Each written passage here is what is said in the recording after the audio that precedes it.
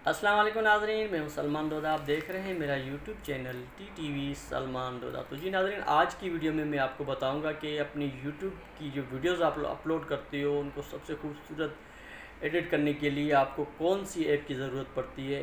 और जब आप अपलोड कर लो उसके बाद सबसे जो मेन चीज़ होती है वीडियो को वायरल करने के लिए, टाइटल और डिस्क्रिप्शन के साथ साथ जो सबसे अहम चीज़ होती है वो आपका थंबनेल होता है।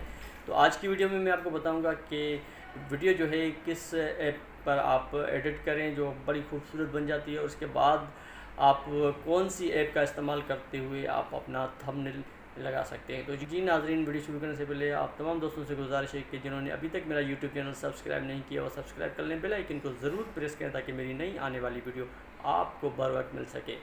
तो जी दोस्तों, वीडियो को एडिट करने के लिए जो सबसे बेस्ट जो ऐप होती है, जो आजकल हर छोटे से छोटा और बड़े से बड़ा यूट्यूबर इस्तेमाल करता है, वो है काइन मास्टर।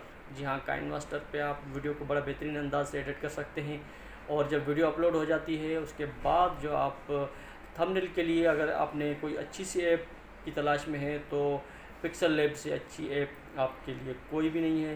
तो आज की वीडियो में जो लोग काइन मास्टर और पिक्सल लैब यूज़ कर रहे हैं वो कमेंट्स बॉक्स में बताएं कि क्या वाकई पिक्सल लैब और काइन मास्टर से बेहतरीन कोई और भी ऐप है।